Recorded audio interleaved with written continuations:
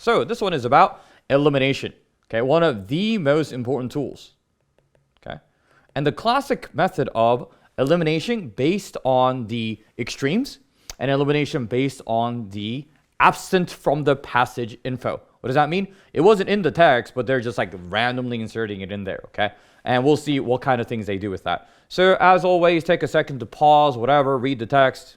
Okay, y'all read the text, right? So let's go right through it and eliminate the answers, okay? Eliminate the answers. Even if one word in the text is wrong, then it's wrong, okay?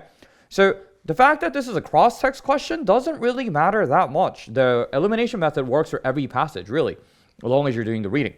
So we're looking at how do these authors view this book, okay? So I'm just going to first check, are these things how the authors view the book according to what was said in the passage? Every answer choice I pick, I have to say, well, I'm picking it because I saw these words in the original text, okay?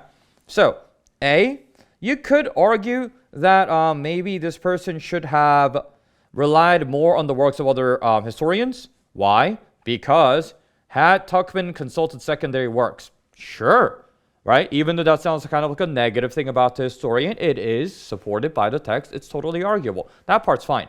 So then, and this is what I do in my group classes all the time, right? Then what's wrong with it? It's the second part. So what do you guys think is wrong with the second part? One word. Just one word. Literally one word throws it off. I'm really hoping, you guys could talk to me right now. But it's the word most. And they do this so much. I'm honestly kind of almost doing this video. A, because it was requested by the subscribers through email. And also because of this answer choice.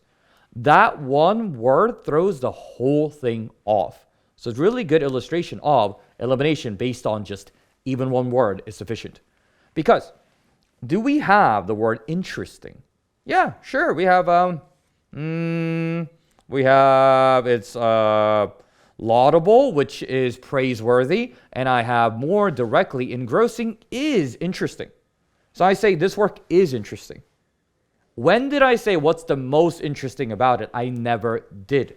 Okay? I never did. Okay? So let's say that I say, oh, yeah, that restaurant is amazing. It's fantastic. Sure, I said that, right? So you could say, oh, yeah, Jay thinks that restaurant is good. But from me saying that restaurant is fantastic, can you say something like, the best thing about the restaurant, according to Jay, is their appetizer?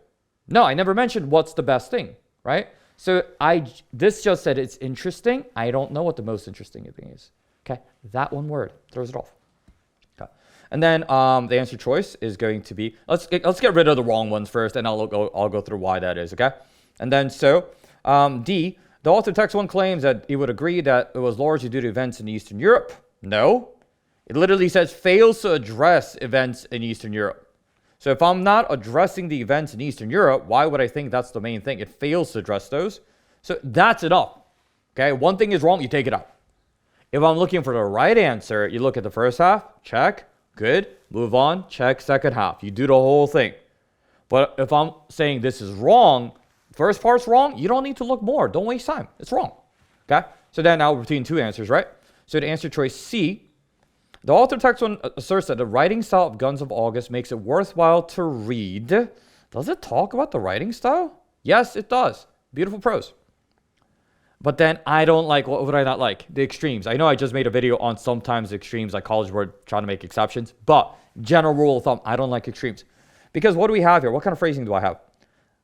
It's worthwhile to read despite any perceived deficiency. What does that mean? It's a good read regardless of any error. Does it say that it's a worthwhile read? Does it say it's a good thing to read? I don't know. I honestly don't know whether text one is recommending the book or not to me. So if I'm that unsure, I cannot pick it's worthwhile to read despite any flaws. Okay? That's out.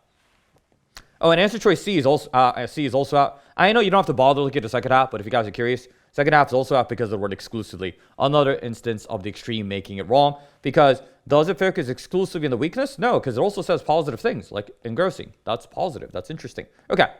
So I know some of you guys might have just turned off the video at this point because we have gotten to the answer.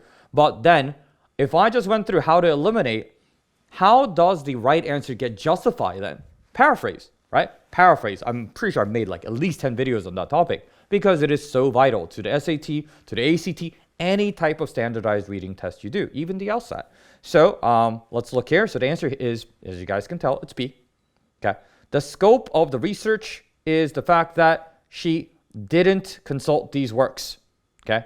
And then that's why she had an incorrect interpretation. Why? Because it fails to address. Okay. Scope of the research, she did not consult secondary works. And how do you know that's incorrect? It fails to. That's fine. And then central argument is overly simplistic. We do need a little bit more vocabulary. Where is central argument coming from? It's coming from the word thesis. Yeah, right here. And then overly simplistic. Yeah, this is what they're trying to do. They're trying to hide the actual correct answers by using higher vocabulary, right? Whereas the other way answers, they're like more easily recognizable. Implausibly reductive is unbelievably simplistic. So that's overly simplistic. So that's our answer here, okay? So guys, I would want you guys to refer to this video a lot, just to remind yourself. I make a lot more of videos on the advanced questions and very specific scenarios, but what we just did right now in this video is the foundational skill for avoiding traps, okay? So eliminate to get rid of the wrong answers, and paraphrase to get to the right answer, and do that every single time you do the reading, and send me more questions so we can study every day with Sexy J. That's the best way. You already know. Bye-bye.